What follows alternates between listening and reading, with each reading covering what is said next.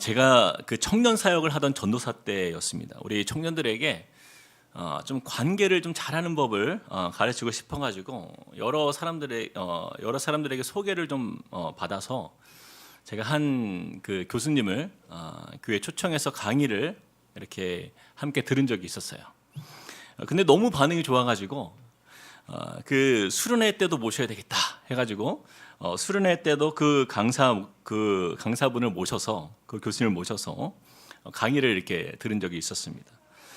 근데 제가 이제 나중에 목사가 되고 한 10년쯤 지나자 이제는 그분을 모시고 싶어도 모실 수 없는 유명한 강사가 되었더라고요. 혹시 여러분 아시는 분들도 계실지 모르겠는데 소통 전문가로 알려진 김창옥 교수입니다. 제가 예전에 그분의 강의가 굉장히 인상적이어가지고 그분의 책들을 좀 이렇게 보게 되었어요. 근데 거기에 보니까 소통형 인간이라는 그 책에 이런 자신의 어렸을 때의 그 이야기를 담은 그 에피소드를 나누는 내용을 보게 되었습니다. 이 김창욱 교수님이 어렸을 때 동네 친구들과 냇가에서 이제 놀이를 하다가 예상치 못한 물살에 휩쓸려가지고 물에 정말 빠져 죽을 뻔한 적이 있었다라는 거예요. 정말 위험한 상황에서 겨우 이제 살아난 거예요. 근데 그 어린 나이에 너무 무서워서 이제 서둘러 집에 온 거예요. 그리고 이제 집에 와서 이제 엄마를 보니까 얼마나 감정이 복받쳐 오릅니까, 그렇죠? 그래서 막 물에 빠진 생쥐 같은 모습으로 울면서 이제 엄마한테 간 거예요. 근데 이제 엄마의 반응이에요. 엄마가 소리를 치면서 사투리가 있어가지고 제가 양해해 주십시오. 뭐단디 살아 돌아왔다냐, 그냥 빠져 되져불지. 네. 보통 여러분 서양 영화 같은데 보면은 아이가 이제 큰 사고를 당해서 죽을 뻔하거나 뭐 하여튼 위험에 빠지면 엄마가 다가와가지고 어떻게 해요? 막 무릎을 꿇고 막 그 아이를 막 안아주면서 막 머리에 입을 맞추고 막 오 마이 갓 그러면서 You okay? I love you 막 그러면서 막 하지 않아요? 우리 한국의 어머니들은 뭐단디 살아 돌아왔다냐, 빠져 되져불지. 아들이 죽다 살아왔는데 엄마의 반응이. 우리는 알고 있죠. 이 말이 진짜가 아니라는 것을. 그렇죠? 그냥 옛날 어머니들의 그 진한 사랑의 표현의 그 반어법이에요. 근데 뭐 그 교수님이 또 이런 일이 너무 많았다는 거예요. 뭐 부엌에서 장난치다가 이제 막 접시를 혹시라도 깨트리면 어머니가 그냥 뭐단디 남겨불었다냐, 다 갖다 깨버리지 그러면서 그냥 막 엄청 이제 혼나는 거죠. 근데 그 책에서 이제 이 김창원 교수님이 당시에 어머님의 본심은 어땠는지는 몰라도 어쨌든 그때 엄마에게 받은 말의 상처가 컸다라는 거예요. 그러니까 치유되지가 않고 아직까지도 이제 성인이 되었음에도 불구하고 그것이 남아 있는 것을 자신이 경험했다라는 거예요. 참 안타깝지만 어머님의 마음의 본심은 그게 아니었을 텐데 그렇게 밖에 어떤 말의 표현이 안 되는 거예요. 또 이제 그런 사랑의 표현을 어머님도 받아보지 못했잖아요. 그러니까 그럴 수밖에 없는 거죠. 오늘 우리가 읽었던 이제 본문 말씀을 보면 이제 성경적인 가정에 대해서 우리가 계속 보고 있어요. 근데 그 중에서도 이 부모와 자녀의 관계는 어떠해야 하는가에 대한 말씀을 우리가 좀 보게 됩니다. 그래서 이 가정이 무엇인지에 대해서 우리는 먼저 좀 생각해 봐야 돼요. 우리가 알다시피 태초에 하나님께서 천지를 창조하실 때의 마지막 6째 날에 사람을 지으시고 하신 말씀이 있었어요. 보시기에 심히 좋았더라. 보시기에 심히 아름다웠더라. 그 말씀과 함께 탄생한 것이 바로 가정입니다. 그리고 하나님은요, 가정이라는 공동체에 질서를 세우셨어요. 먼저 우리가 2주 전에 보았던 그 부부의 질서가 있고 오늘 우리가 보게 될 부모와 자녀의 질서가 있는 거예요. 그러나 세상에 죄가 들어왔습니다. 이 죄로 인해서 하나님께서 처음에 창조하시고 보시기에 심히 좋았더라 하신 말씀의 그 선언이 깨어지기 시작한 거예요. 인간의 이기심과 욕심과 탐욕으로 인해서 하나님이 세우신 모든 질서들이 깨어지기 시작한 거예요. 그렇게 죄로 가득하여서 소망 없는 세상이 되어버린 이 땅에 누가 오십니까? 우리 예수 그리스도께서 성육신하셔서 우리에게 오심으로 인해서 영적인 지각 변동이 일어나게 된 거예요. 모든 죄의 문제를 해결하심으로 영적인 새 창조가 시작된 것입니다. 그러므로 모든 관계의 질서는요, in Christ, 그리스도 안에서 우리는 다시 확립되는 것이에요. 이 그리스도 안에서 이루어지지 않는 모든 것들은요, 다 죄로 오염되었고 타락한 세상 가운데 있는 가치인 것이에요. 그리고 하나님의 창조의 질서와 반대되는 그 죄의 질서라는 사실을 우리는 꼭 기억해야 됩니다. 그래서 여러분, 에베소서 1장에서 보면은 계속해서 반복되는 단어가 무엇이냐면 그리스도 안에서라는 말씀이에요. 이 그리스도 안에서가 1장에서만 7번 등장하고 이 6장까지 보면요, 계속해서 반복되는 단어인 거예요. 그래서 신약 성경에만 무려 191번 등장할 만큼 이 신약 시대를 살아가는 저와 여러분의 모든 삶의 기준은 무엇이에요? 그리스도 안에서. 이것이 바로 우리 신앙생활에 있어서 가장 중요한 우리 믿음의 근간인 것이에요. 이런 의미에서 우리가 2주 전에 보았던 이 부부와의 관계도 마찬가지고 또 부모와 자녀와의 관계도 마찬가지예요. 오직 그리스도 안에서 온전한 가정을 우리가 이루어갈 수 있다라는 것입니다. 자, 이제 오늘 이 말씀을 우리가 들어가면서 이 그리스도 안에서 세워지는 가정의 첫 번째 말씀이 우리가 전에 보았던 부부에 대한 말씀이라면 오늘은 두 번째요. 그리스도 안에서 세워지는 가정의 두 번째 말씀인 이 부모와 자녀와의 관계는 어떠해야 하는가? 우리가 이것을 좀 말씀을 통해서 좀 나누어 보겠습니다. 자, 먼저 첫 번째입니다. 그리스도 안에서 세워지는 부모와 자녀. 첫째는요, 자녀는 부모님을 순종해야 합니다입니다. 같이 한번 읽어볼까요? 자녀는 부모님을 순종해야 합니다. 먼저 자녀들에게 주시는 말씀이에요. 우리 1절을 같이 한번 읽어봅시다. 시작. 자녀들아, 주 안에서 너희 부모에게 순종하라. 이것이 옳으니라. 1절 말씀에 보니까요, 자녀들은 부모에게 순종하라 말씀합니다. 사회적으로도 부모님께 순종하는 것은요, 일반적인 윤리예요. 왜냐하면 이것은 모든 인간의 마음에 하나님께서 넣어주신 자연적 질서, 내추럴 저스티스, 바로 그것입니다. 그러나 문제는 이것이에요. 죄로 오염된 세상에서 이 부모에 대한 공경의 마음은요, 그 기준이 같지가 않은 거예요. 점점 변질되어 가는 것이에요. 가정마다 다르고 매 개인마다 또 상황마다 편차가 너무나 크다라는 것이죠. 그렇게 이 1절 말씀에서 중요한 단어가 나오는데 우리 같이 한번 1절을 한 번 더 읽어봅시다. 시작. 자녀들아, 주 안에서 너희 부모에게 순종하라. 이것이 옳으니라. 어디 안에서? 주 안에서라는 거예요. 아까 우리가 보았던 그리스도 안에서, 그렇죠? 그리스도 안에서. 그리스도 안에서 부모에게 순종하는 법을 배우는 것, 바로 이것이 우리 자녀된 저와 여러분이 이 성경적인 자녀의 삶을 제대로 우리가 바라볼 수 있고 그러한 자녀가 될 수 있다는 거예요. 성경에 보면요, 남편과 아내가 서로 피차 복종하라 라는 말씀이 나왔었죠. 여기서의 복종은요,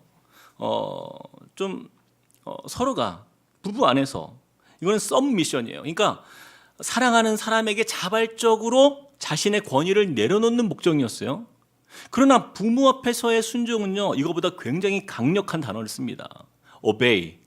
obey라는 단어가 나와요. 굉장히 강력한 단어예요. 이것은요, 복종과는 비교할 수 없도록 부모의 권위, 그것은 하나님께서 위임하신 권위다라는 것을 보여주면서 2절 말씀에 이렇게 말씀합니다. 2절 말씀 같이 한번 읽어봅시다. 시작. 내 아버지와 어머니를 공경하라. 이것은 약속에 있는 첫 계명이니. 아멘.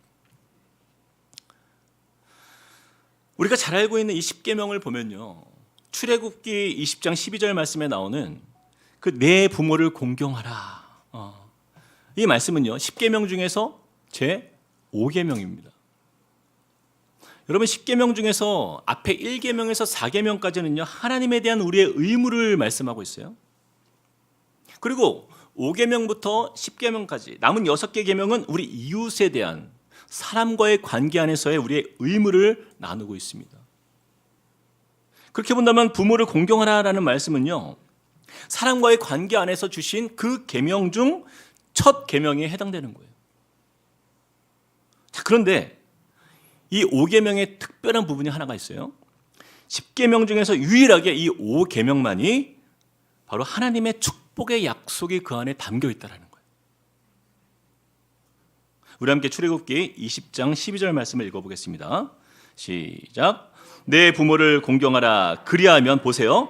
내 하나님 여호와가 내게 준 땅에서 내 생명이 길리라. 어떤 약속이 포함되어 있는 거예요?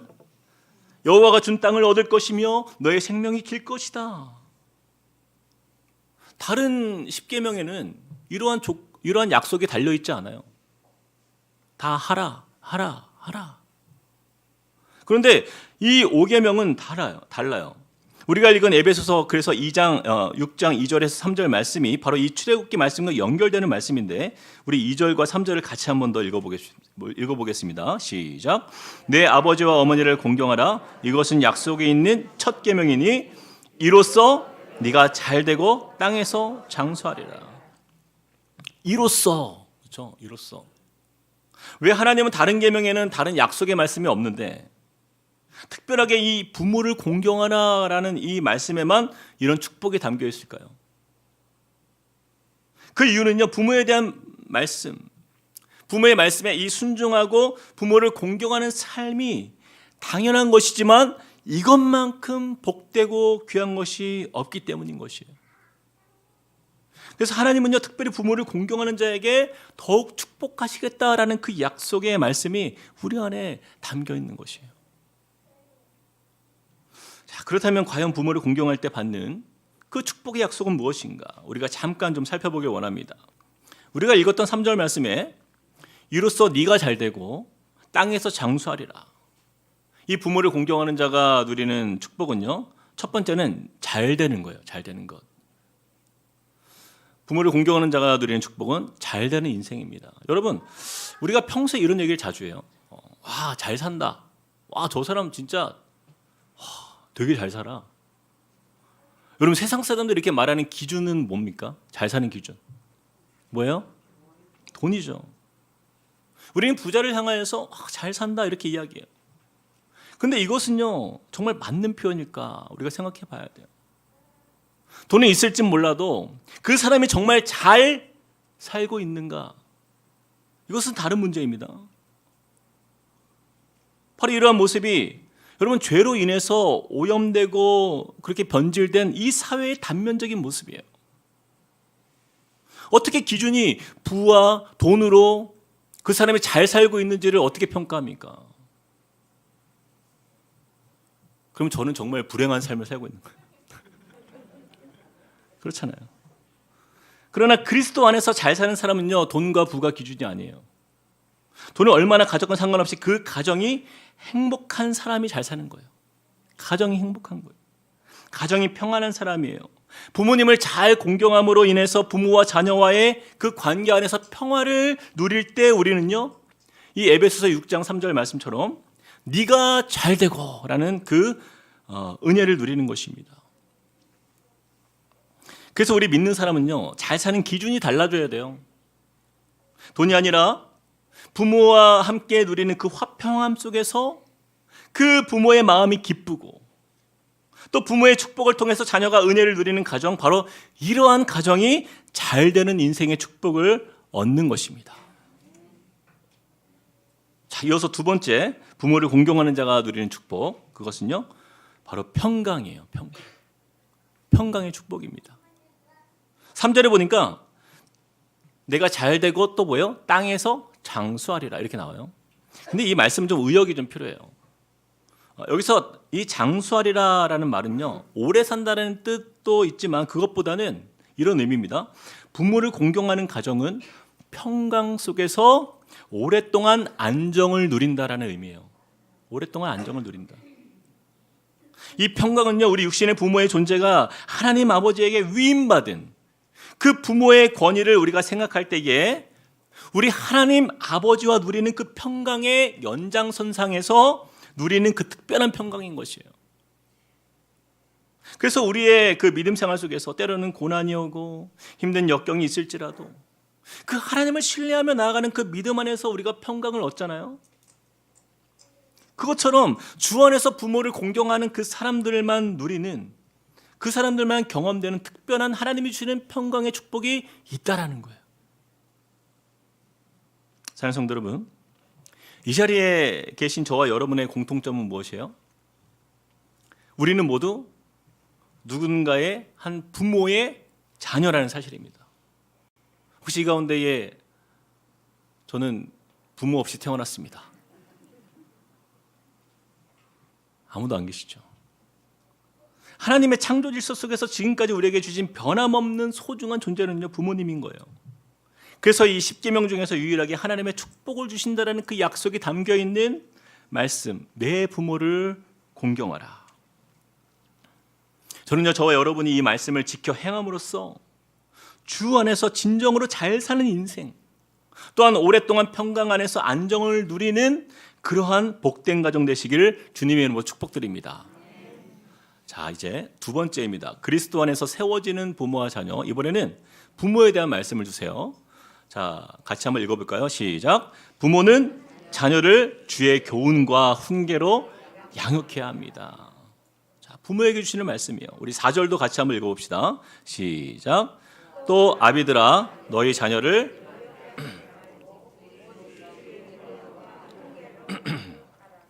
자, 오늘 아비들 부모들에게 주시는 이 말씀에 보니까 자녀들을 주의 교훈과 훈계로 양육해야 한다라고 말씀하고 있어요. 근데 교훈과 훈계로 양육하는 것은 좋은데, 자, 조건이 있어요. 어떻게 하지 말고 자녀를 노엽게 하지 말고. 네. 이 말씀의 뜻은요, 그 NIV 성경과 NEB 성경을 잘 찾아보면 영어 성경을 이렇게 풀이해요. 너희 자녀를 격양시키지 말라, 이 뜻이에요. 또 너희 자녀를 자극하여 분개하게 하지 말라, 이런 뜻이에요. 여러분, 요즘 젊은 자녀들은요, 예전과는 완전 달라요, 여러분. 우리 MZ세대의 부모님들, 여러분, 요즘 젊은이들은요, 매우 합리적입니다. 이 말은요, 불합리한 일에 대해서는 쉽게 물러나지 않는다는 거예요. 불과 20, 30년 전만 해도 자녀 세대가 그래도 어른에 대한 권위를 존중했어요. 그렇죠? 네. 이것을 전통적 권위라고 부르는데, 상대가 누구든 간에 어른이면 말을 그래도 들었어요. 학교에서도 선생님이 불합리하게 매를 들지라도 어쨌든 그 권위에 우리가 순종하지 않았습니까? 그러나 지금은요, 그 전통적 권위, 지위적 권위, 그 카리스마적 권위, 이 모든 것이 상실된 시대입니다. 그래서 이 양극화가 더 심화되고 있는 거예요. 세대 간의 갈등이 더 극심화되고 있는 그런 추세를 우리가 살아가고 있어요. 여러분, 젊은 자녀들이 부모와 대화를 피한다라는 그 통계가요, 굉장히 가파르게 상승하고 있습니다. 지금 이 사회적으로 이 세대가 그래요. 그래서 우리 부모들의 입장에서는요, 라떼는 말이야 그러면서 내가 어릴 때는 옛날에는, 요즘 젊은 우리 자녀들은요, 그게 안 통해요. 여러분들이 보실 때 굉장히 괘씸하게 보일 수 있어도 우리 자녀들에 대해서 그러한 세대가 되어버린 이 세대에 대한 책임이 누구에게 있는가? 어쩌면 우리가 세상적인 가치관으로 우리 자녀들을 노엽게 만들었던 우리 기성세대 부모들의 책임이 우리에게 있다라고 저는 보여집니다. 제가 예전에 미국에 있을 때 그 아버지 학교를 다녀온 적이 있었어요. 그때는 비록 우리 부부에게 자녀가 없었는데, 그냥 제가 그런 마음이 들더라고요. 미리 내가 좋은 아버지로 준비해야 되겠다, 그런 마음으로 총 5주간 진행되는 아버지 학교를 제가 수료했습니다. 하고 나니까 너무 좋은 거예요. 그래서 저희 아버지를 이 학교에 보내드려야 되겠다, 제 마음에 확신이 들었어요. 그래서 제가 이제 미국에 있으니까 아버지는 한국에 계시고, 그래서 인터넷으로 막 알아본 거예요. 아버지가 사는 곳에서 가장 가까운 교회에서 하는 아버지 학교가 어디인가. 그리고는 아버지의 의사와 상관없이 등록을 시켰습니다. 그리고 아버지에게 전화를 드렸어요. 제가 등록비랑 다 했으니까, 냈으니까 이제 가시기만 하면 된다고, 꼭 가시라고 약속을 받아냈어요. 사실 저희 아버지가 참 좋으신 분이에요. 하지만 우리 아시다시피 우리 한국의 이제 우리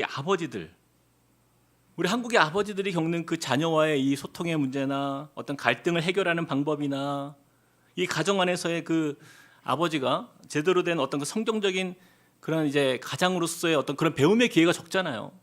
그러다 보니까 여러 가지 자라오면서 저도 아버지와 참 많은 갈등도 겪고 상처도 받았던 기억이 있었기 때문에 이 아버지 학교가 우리 아버지에게 굉장히 도움이 되겠다. 그래서 제가 이제 등록을 시킨 거예요.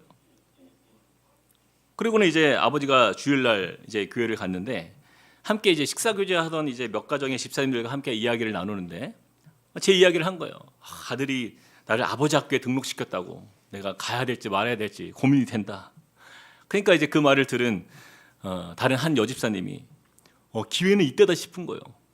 그 옆에 있는 가만히 밥 먹고 있는 남편에게 당신도 같이 가세요. 당신도 같이 가세요. 등 떠밀려가지고 그 집사님도 아버지와 함께 얼떨결에 그냥 같이 가시게 된 거예요. 그 집사님은 이제 딸이 셋인데 얼마나 딸들과의 관계가 서먹한지 딸들이 아버지에게 말을 안 한대요. 그거를 이제 그런 남편을 보고 있던 그 아내의 심정이 어떻겠어요? 굉장히 불편했을 거 아니에요? 근데 이 아버지 학교라니까 가보라고 해서 보낸 거예요. 아무튼 그렇게 두 분이 자기 의사와는 상관없이 그 아버지 학교에 가게 된 거예요. 제가 얼마나 기도를 많이 했겠습니까?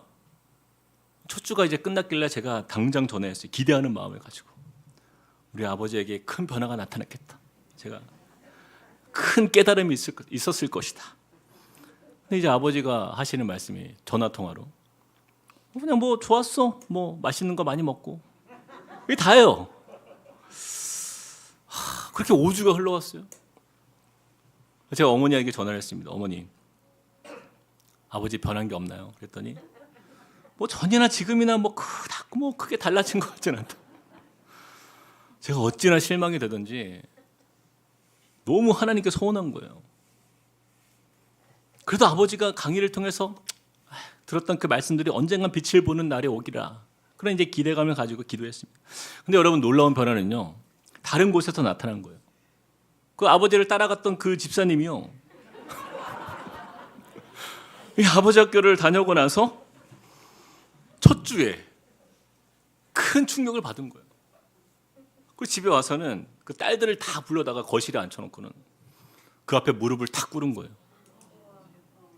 아빠가 그동안 너희들에게 정말 미안했다. 막 눈물을 흘리면서 사과했다라는 거예요. 그 가정에 엄청난 변화가 나타나는 거예요. 아빠가 변화되니까 그렇게 냉랭했던 가정이 따뜻한 천국으로 변화되었다라는 거예요. 제가 그 이야기를 어머니를 통해서 듣는데요, 정말 너무 기쁜데 한편으로는 하나님이 번지수를 좀 잘못 찾으신 것 같아요. 우리 아버지가 저랬어야 되는데 막 말도 못하고 속으로 너무 부럽다. 지금 저희 아버지가 이 설교를 지금 듣고 계실 텐데 수습은 못하겠습니다. 근데 여러분, 저는요 그런 거예요. 부모가 변화되면 자녀들이 변한다라는 거예요. 그걸 그때 보았어요. 사랑하는 성도 여러분, 자녀를 노엽게 하지 말라. 이 말씀은요, 성숙한 그리스도인의 삶에 있어서 가장 중요한 관계에 대한 말씀이에요. 여러분, 우리 자녀는요 절대로 저와 여러분의 소유가 아닙니다. 하나님의 소유예요. 우리는 청지기죠. 우리에게 맡기신 자녀들이 하나님의 자녀로서 건강한 인격체로 잘 성장하도록 세워져야 하는 것이에요. 이처럼 우리 자녀들이 하나님이 지으신 가장 존귀한 인격체, 그 인격적 존재, 그 사실을 우리는 매 순간 기억해야 돼요. 바로 그때 하나님께서 저와 여러분을 건강한 부모로 세워가실 줄 믿습니다. 자, 이어서 보면요, 자, 그러면 단지 자녀를 노엽게 하지 않는 부모로 살면 잘 사는 것인가? 그렇지 않아요? 우리 참 아버지 되시는 하나님께서는요, 사랑의 하나님이시지만 또 뭐예요? 공의의 하나님 되십니다. 그래서 우리 부모도 이 균형을 잘 지켜야 된다는 거예요. 그래서 먼저 사랑으로 자녀를 노엽게 하지 않는 부모의 삶을 살아가야 한다고 한다면, 또한 공의를 잘 세워가는 부모가 되어야 돼요. 자녀들을 주의 교훈과 훈계로 자녀를 양육해야 한다라는 것입니다. 그래서 4절 말씀 우리 한 번 더 읽어봅시다. 시작. 또 아비들아 너희 자녀를 노엽게 하지 말고 오직 주의 교훈과 훈계로 양육하라. 우리 한국의 부모님들의 특징이요, 우리 자녀들을 양육함에 있어서 막 공부와 어떤 진로에 대해서는요 정말 모든 관심이 다 집중돼 있어요. 세계적으로 보면은 둘째가라면 서러워할 만큼 우리 자녀들의 장래를 위해서 준비하는 부모는요 우리나라 부모가 세계 최고일 거예요. 물론 이것도 중요하죠. 그런데 성경 말씀에 보면요, 우리 부모들이 자녀들에게 있어서 가장 중요한 우선순위는 무엇이라고 말씀하냐면 주의 교훈과 훈계로 양육하는 것이라는 거예요. 이 양육하다라는 말씀은 엑트레페테라는 그 헬라어 단어가 쓰였는데, 에크라는 단어는요 전치사인데 뭐뭇으로부터, 트레포라는 단어는 단단하게 자란다라는 뜻이에요. 그래서 이게 합성어인데 이 양육하다의 본래 의미는 성숙하게 길러낸다라는 거예요. 성숙하고 단단하게 길러낸다라는 거예요.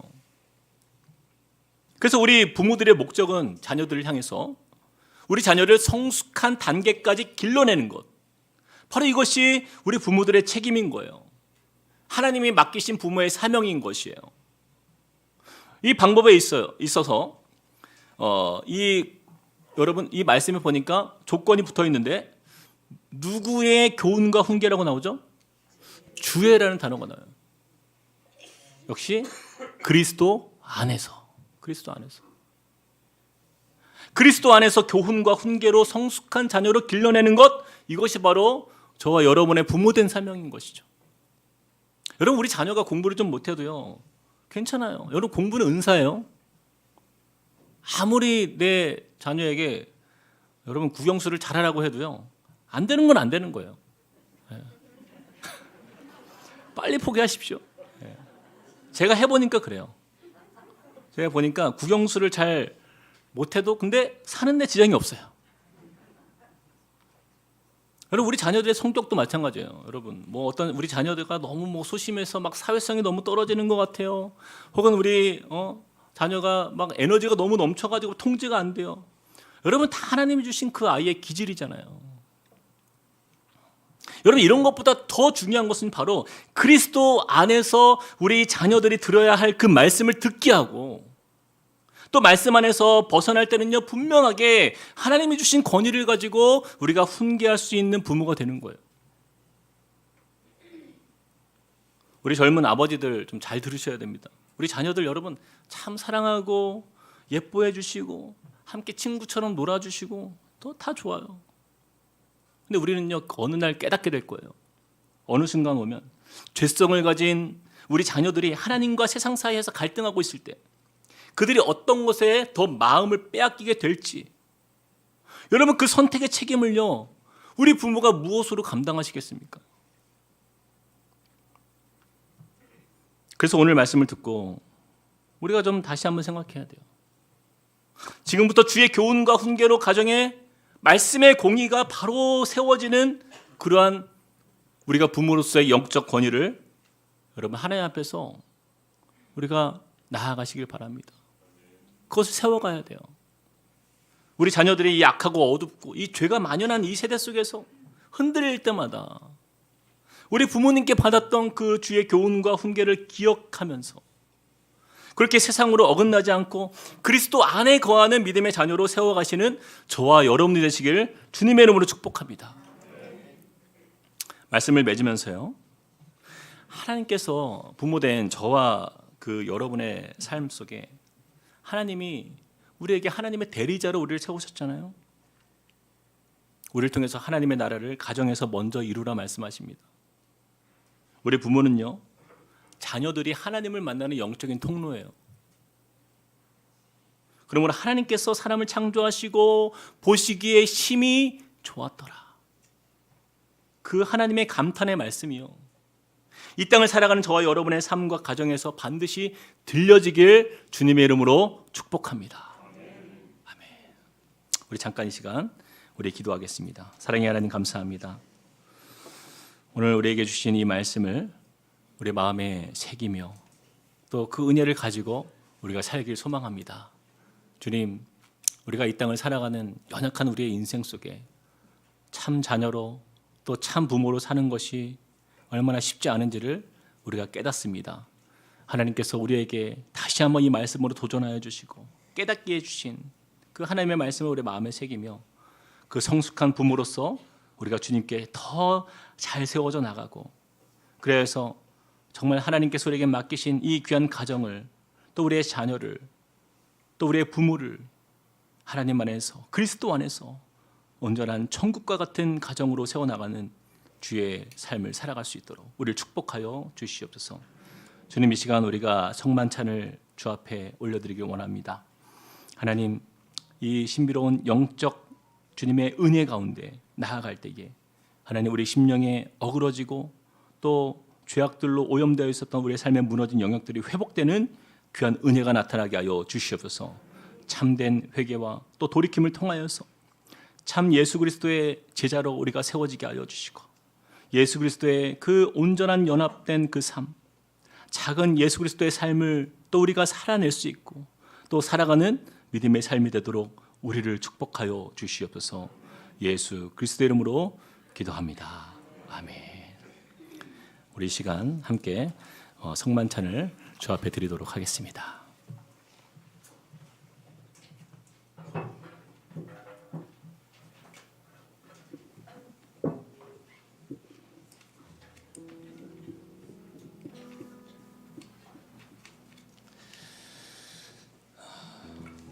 성만찬은 우리 예수님께서 우리에게 가르쳐 주신 가장 아름답고 신비로운 영적 연합의 역사입니다. 이 시간 우리가 먹게 되는 이 떡과 잔은요, 예수님께서 우리를 위해 내어주신 주님의 살과 또한 보혈의 피인 것입니다. 그러므로 그 누구도 의미 없이 정말 이 주님의 주신 이 떡과 잔을 우리가 함부로 취할 수 없으며, 또 예수 그리스도를 나의 구주 나의 하나님으로 온전히 영접한 세례교인 이상만 이 성례에 참여할 수 있음을 말씀드립니다. 내가 곧 생명의 떡이니라. 내 살은 참된 양식이요 내 피는 참된 음료로다. 내 살을 먹고 내 피를 마시는 자는 내 안에 거하고 나도 그의 안에 거하나니, 살아계신 아버지께서 나를 보내심에 내가 아버지로 말미암아 사는 것 같이 나를 먹는 사람도 나로 말미암아 살리라. 우리 시간에 같이 한번 눈을 감고 하나님 앞에 기도할 때에, 하나님, 예수 그리스도의 살과 피로 나 같은 죄인을 살리신 하나님 감사합니다. 모든 고난과 고통을 죽기까지 피 흘리시면서도, 그 모든 고난을 감당하시면서도 이 연약한 죄인을 향한 그 사랑으로 포기하지 않으신 그 은혜와 사랑 감사합니다. 주님, 이 시간 나의 마음을 열어주셔서 예수 그리스도의 그 은혜 안에 거하는 주의 삶이 되도록 나를 인도하여 주시옵소서. 우리 잠깐 기도하시겠습니다. 사랑의 하나님 감사합니다. 주님께서 우리 가운데 역사하여 주시고 은혜를 더하여 주시고, 주님, 우리의 삶에 다시 한번 믿음으로 주님을 바라볼 수 있는 은혜를 허락하신 하나님 감사합니다. 거룩한 주님을 따라서, 그 은혜를 따라서 우리가 이 시간 주 앞에 나아가는 이 성만찬의 자리에 주님 우리를 불러주시고 함께 하신 그 사랑에 다시 한번 감사합니다. 주님, 주님의 몸과 피를 우리가 기억하며 하나님, 우리의 생명 되신 예수 그리스도 주님 안에 거하는 우리의 삶이 될 수 있도록 주여 우리를 붙잡아 주시옵소서.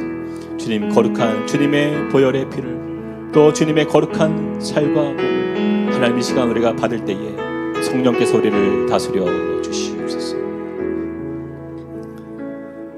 아멘. 예수께서 잡히시던 밤에 떡을 가지사 축사하시고 떼어 이르시되, 이것은 너희를 위하는 내 몸이니 이것을 행하여 나를 기념하라.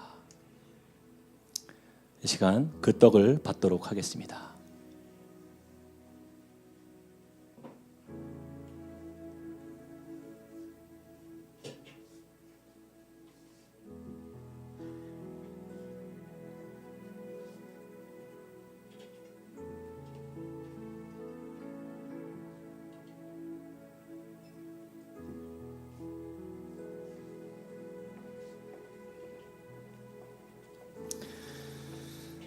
여러분 떡을 받으신 후에 가지고 계시면 함께 기도하고 같이 드시도록 하겠습니다.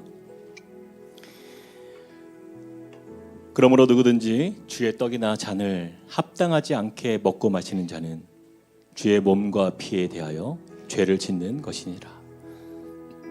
여러분 중에 혹시 세례받지 않으신 분은 정중히 사양해 주시길 부탁드립니다.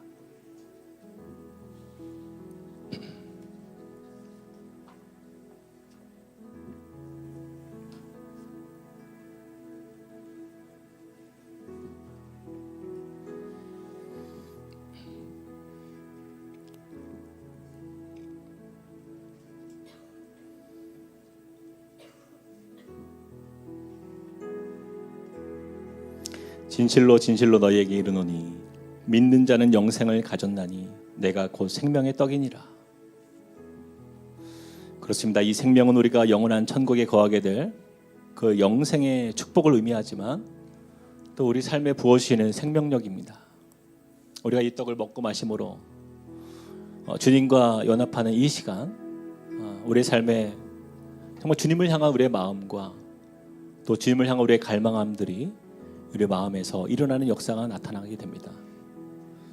어쩌면 우리가 세상 속에서 그렇게 미지근하고 어떤 차지도 덥지도 않은 예수님을 향한 우리의 사랑으로 살았다고 한다면 이 시간 주님이 우리를 다스려 주시사 그 예수님의 숨결을 느끼고 또 예수님의 인도하심 속에서 그 생명력 있는 믿음의 삶이 우리 삶에 회복되기를 기대하면서 우리가 주 앞에 나아가는 시간이 되길 원합니다.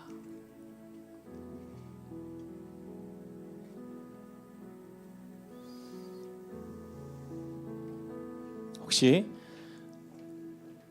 아직 떡을 받지 못하신 분이 계시면 손을 들어서 표를 해주시면 감사하겠습니다. 네. 우리 시간에 같이 찬송하겠습니다. 예수 나를 위하여 1절 함께 찬양하시겠습니다.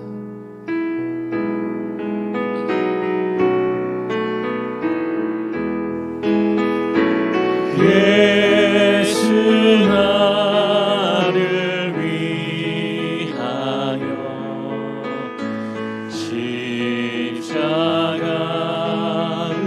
질 때 세상 죄를 지시고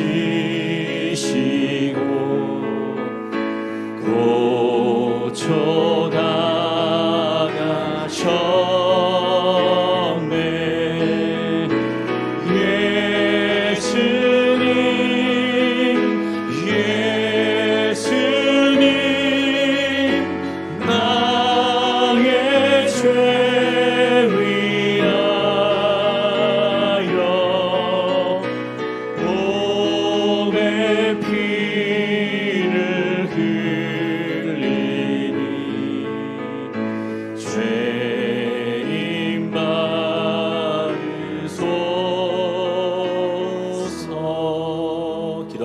사랑의 주님, 나를 위해 찢기신 그 몸을 받습니다.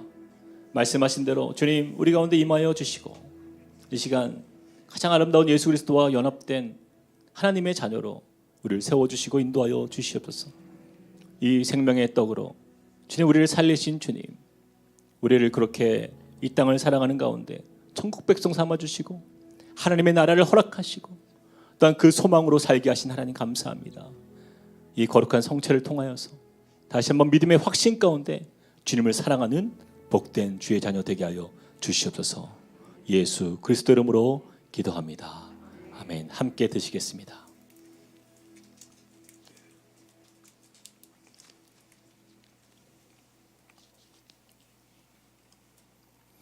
식후에 또한 그와 같이 잔을 가지시고 이르시되 이 잔은 내 피로 세운 새 언약이니 이것을 행하여 마실 때마다 나를 기념하라. 마시라, 내가 너를 고치겠다, 내가 너를 성결케 하시겠다 말씀하신 그 주님의 말씀을 기억하면서 이 시간 예수 그리스도의 보혈의 피를 함께 나누도록 하겠습니다.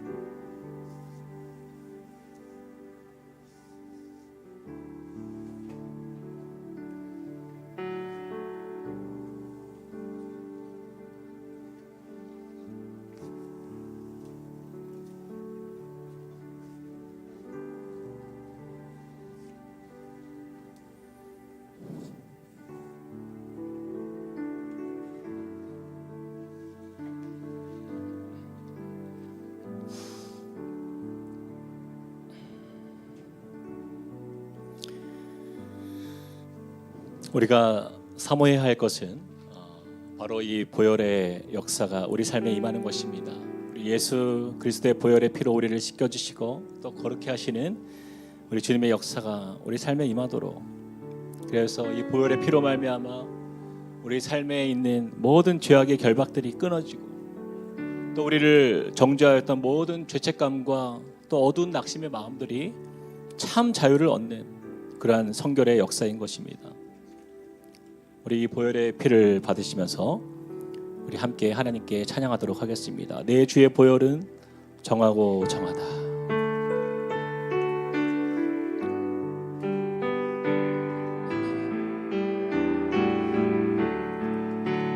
내 주의 보혈 정하고 정하다. 내 죄를 정케 하신 주 나로라 하신다. 내가 주께로 지금 가오니 십자가의 보혈로 날 씻어 주소. 약하고 주에도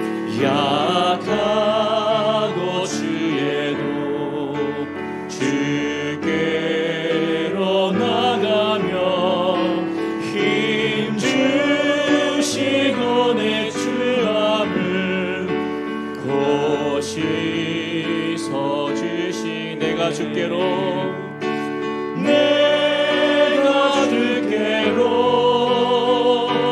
지금 가오니 십자가의 보혈로 날 씻어 주소서. 우리 시간에 같이 한번 기도할 때에 주님, 이 보혈의 피로 나를 정결케 하신 주님께 감사드립니다.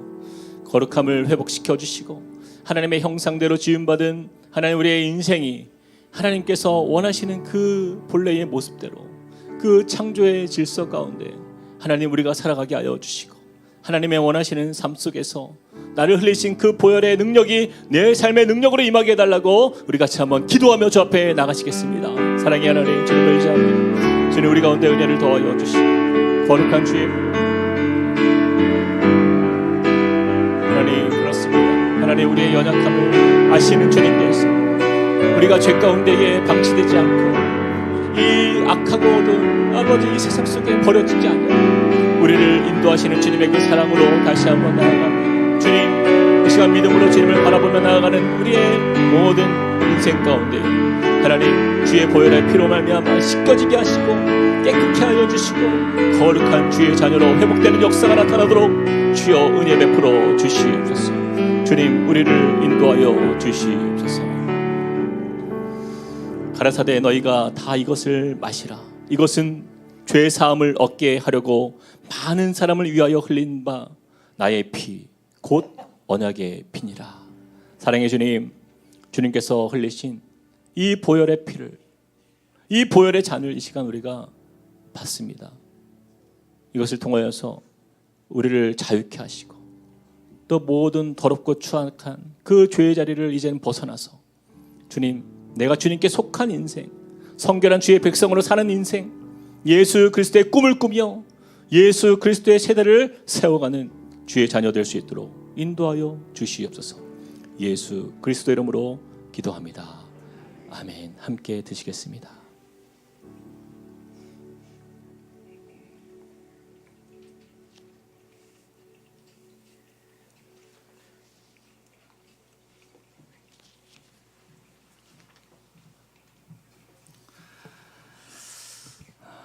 우리는 이제 예수 그리스도의 피를 또 그의 살을 우리가 먹고 마셨습니다.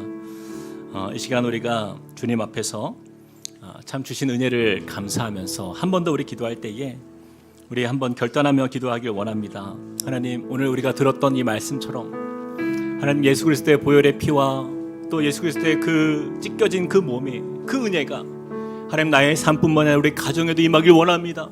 하나님 우리의 자녀들에게도 임하길 원합니다. 우리 부모들에게도 임하길 원합니다. 그래서 하나님 우리의 가정이 이 어두운 세상 가운데 빛의 삶을 살게 하여 주시고 예수 그리스도의 그 희생의 은혜가 참 사랑의 열매로 우리의 삶을 통하여서 아낌없이 하나님 섬김의 열매로 또 용서의 열매로 또 사랑의 열매로 우리 가정을 통하여서 나타날 수 있도록 우리 같이 한 번 더 가정을 위해서 기도하시겠습니다. 사랑의 하나님 주님을 의지하며 믿음으로 나아갑니다. 하나님께서 우리에게 맡기신 귀한 은혜와 사랑을 다시 한번 감사하며 나아갑니다. 주님 영광 받아주시고 함께 하시는 주님을 바라볼 때에 주님 우리의 마음 가운데 다시 한번 거룩한 주의 백성의 삶을 소망하며 나아가게 하여 주시옵소서. 하나님 정말 우리의 삶이 하나님 때로는 어렵고 지치고 힘든 일이 있지만 그러나 주님께서 맡기신 귀한 사명을 감당할 수 있도록 우리 가정 안에 우리 부모와 우리 자녀들에게 하나님의 아름다운 주의 역사가 나타날 수 있도록 축복하여 주시옵소서. 우리 가운데 그러한 놀라운 일로 채우실 주님을 기대합니다. 하나님의 나라가 우리의 가정 위에 임하게 하여 주시고 거룩한 주의 보혈의 은혜가 하나님 우리 자녀들에게 하나님 생명처럼 역사되어지고 경험되어지고 깨달아지는 역사가 나타나게 하여 주시옵소서. 하나님 그렇게 천국의 가정을 꿈꾸며 나아가는 주의 자녀되게 하여 주시옵소서. 우리 그 자리에 다 함께 일어나서 함께 찬양하시겠습니다. 이 땅의 내 삶이 비록 버겁더라도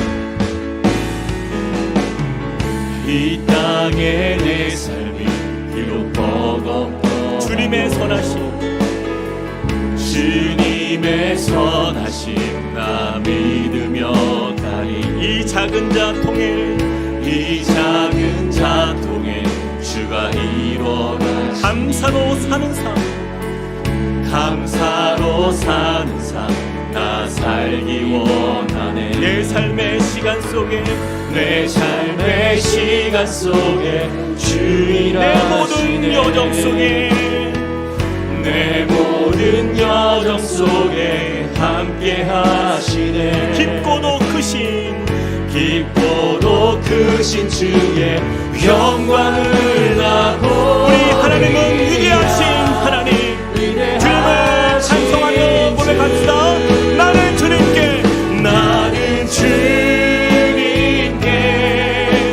속한 자 되어 주의 나라 위해 전심으로 살리라. 주의 마음에 합한 자 되어 맡기신 소명이 나는 주님께 속한 자 되어 나는 주님께 속한 자 되어 주의 나라 위해 전심으로 살리라. 주의 마음에 합한 자 되어 맡기신 소명. 우리 한 번 더 고백합시다. 나는 주님께 속한 자 되어 주님께 속한 자 되어 주의 나라 위해 전심으로 살리라. 주의 마음에 합한 자 되어 맡기신 소명이 맡기신 소명 이루리. 맡기신 소명이 한 번 더 우리 가정을 향하여서 맡기신 소명이 이루리. 사랑과 은혜 하나님 감사합니다. 하나님 우리가 무엇이건데 예수께서